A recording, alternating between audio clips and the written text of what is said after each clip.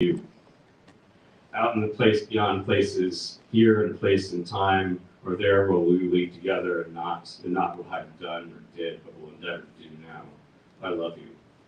In a way you may know, in a way you may not, in the way I will, the way I may, the way out of myself and into you.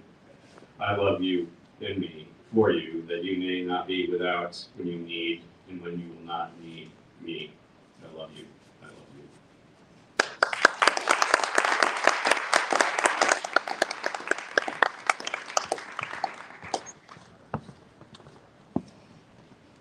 Okay, next we're going to have Marcia Smith doing a performance and reading.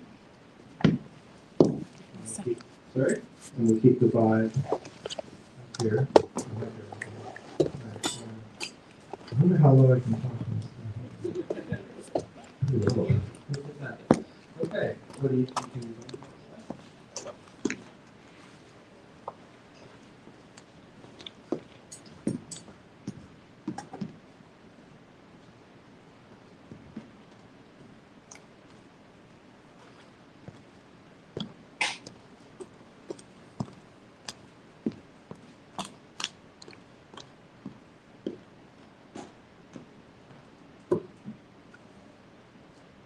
Good evening.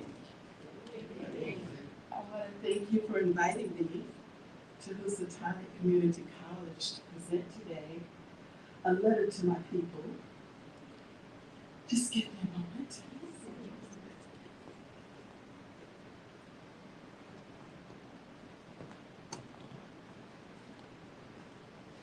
My name is Zora Neale Hurston. I was born in the late 19th century on January 7, 1891, after the Civil War and Reconstruction. I've lived during lynching and the Jim Crow era. I became an educated and accomplished anthropologist, scholar, professor, philosopher, and writer. I've written and published several novels, essays, and articles. I've directed and produced several plays. One might consider my work as a precursor to Chandra Lane. I am not tragically colored. I feel it necessary to provide a fast and furious lesson in the theoretical backdrop of the field of folklore anthropology before progressing with why you matter. See, anthropology is the science that deals with the origins, physical and cultural development, biological characteristics, and social customs and beliefs of humankind. As an anthropologist, I was concerned about the study of humanity. In fact, Gray's Anatomy is a modern-day version of this field of study.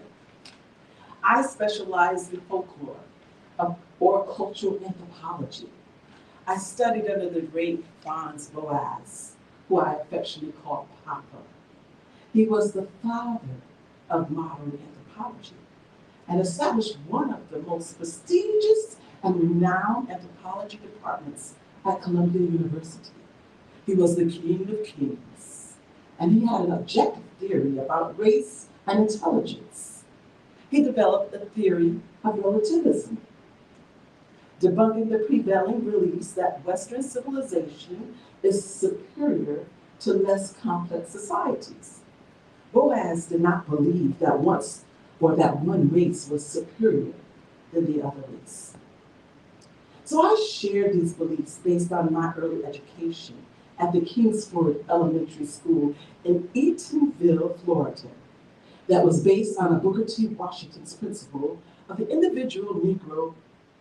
See, Booker T. Washington's famous quote says, "I do not care to venture here an opinion about the nature of knowledge in general, but it will be pretty clear to anyone who reflects upon the matter that only the kind of knowledge that has any sort of value for a race that is trying to get on its feet is knowledge that has come or has some definite relation to the daily lives of the men and women who are seeking it."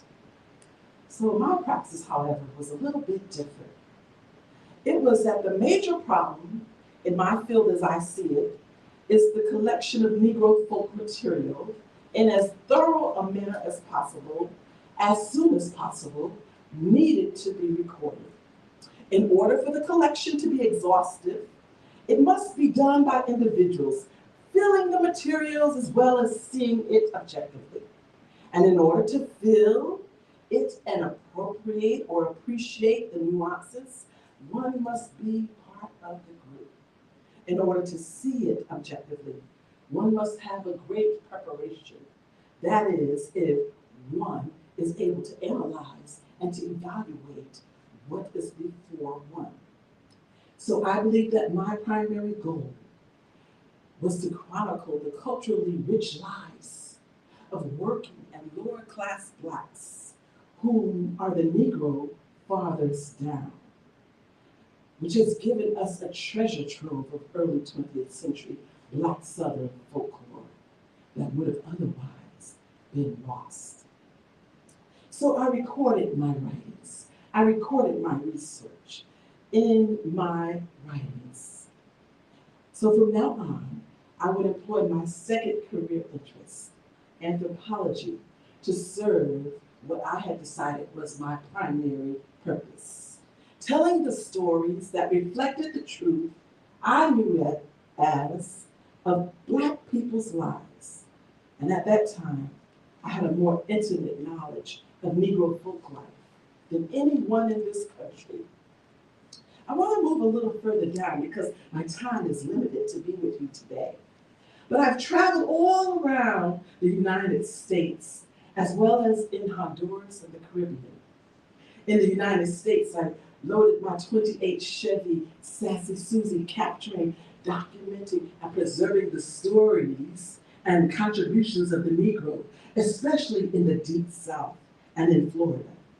My friends always struggled with the fact that I did not write about the conditions of our time, such as the race problem, quote unquote, or race consciousness, quote unquote. In today's term, it's called racial profiling, quote unquote, such as gun violence and how to get away with murder. My people, can't you see that I did? All you have to do is sit down and open the book, read it, and then discuss it, and ponder it. And I also encourage you to write your own books. My people, be proud of who you are and where you came from. Be proud of the color of your skin and the history of your kin. Rewrite your history. After all, my people, we matter. All lives matter. All women matter. All men matter. All children matter. All humans matter.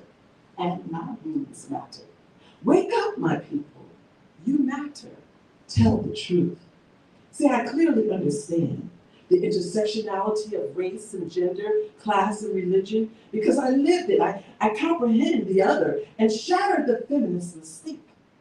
I survived premonitions of being orphaned and homeless, being a dropout until the age of 26, treading on territory that was considered men's terrain, spending time in sawmill camps, turpentine stills, citrus groves, juke joints, where dangerous pursuits in an effort to capture and record the natural state of the Negro in the South occurred. I provided a platform of preserving women's voices and strength. I've had a few scandals in my day that would have benefited from having Olivia Pope, the fixer, on my side. But I survived. I want to close here. In order to understand the value of social capital, I shared my experiences in the Harlem Renaissance. I met and collaborated with many of the great artists of the period, such as Langston Hughes, James Weldon Johnson, Jesse Redmond, Fawcett, Jean Toomer, and friends like Fannie Hurst and Nathan Mayer and Charlotte Godmother, my godmother, Osgood Mason. In contemporary terms, I've met many people of whom I would have put or would have put Lucius and Cookie's empire antics to shame. Mansions built by Madam C.J. Walker and parties hosted by her daughter Ali would have caused their house of cards to crumble in comparison. You also live in a time of great creativity. Your stories should include the talents and artistry of Barack and Michelle Obama, Cornell Williams Brooks, Rosalind Brock, John Legend, Common, Jill Scott, and even Beyonce.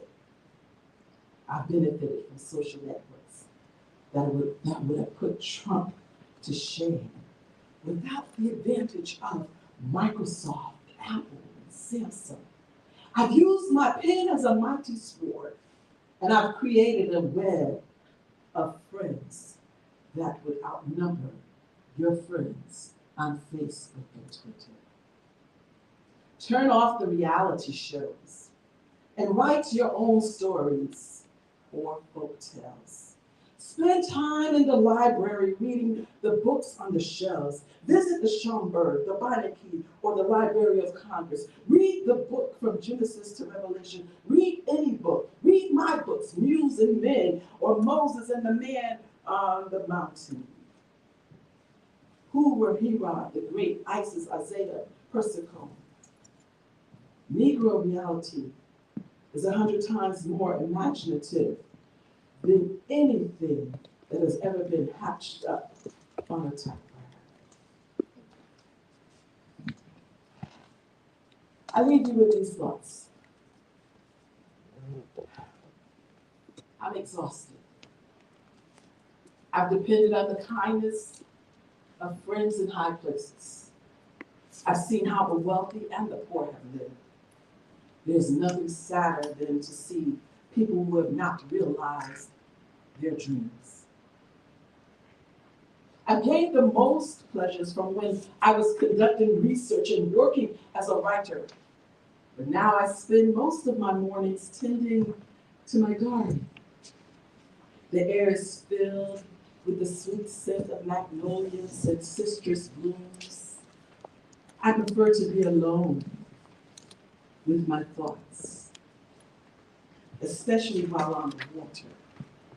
I always wanted to buy a piece of land by the Indian River to serve as a writer's camp. But now, in the garden of heavenly rest, I can finally retire my oyster knife. I would have loved for the history books to read that I saw way beyond the horizon, that I lived my life to the fullest, and that I left God's round dirt wall empty. Even though I did not have a savings account, an IRA, or a pension plan, I left a legacy for future generations of Zora daughters and my people. I'm now living the kind of life for which I was made. Strenuous, close to the soil. And I do hope and pray that you and yours are experiencing something like the delirium of my joy. Faithfully yours, Zora Neale Hurston, an open letter to my people. You matter.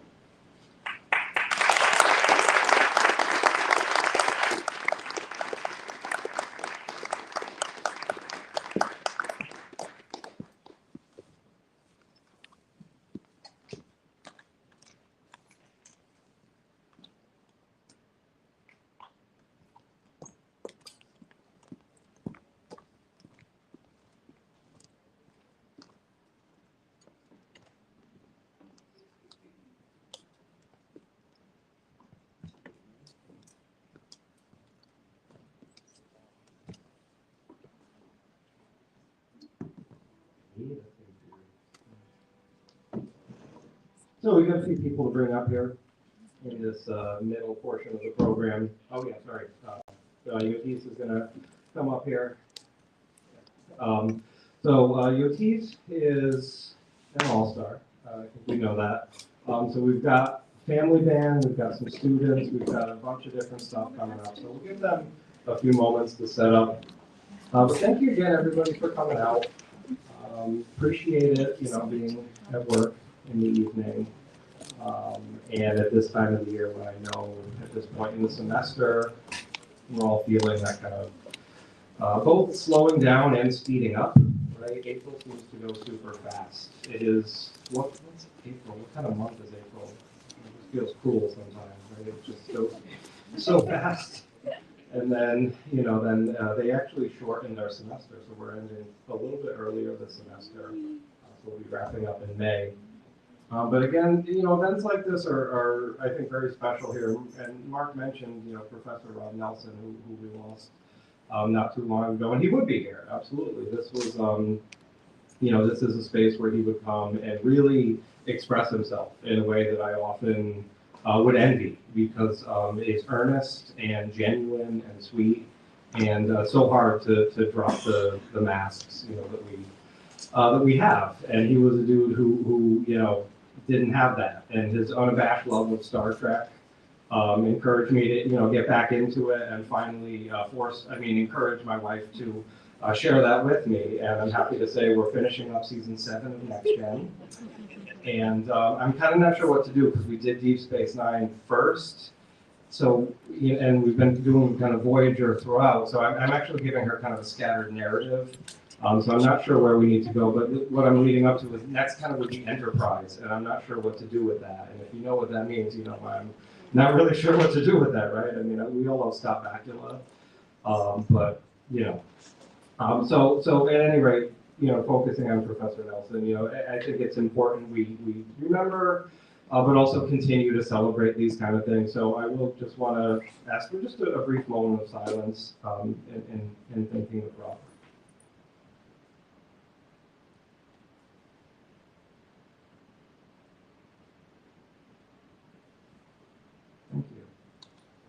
I realize that maybe I have to stop setting up, and I thought about that one, but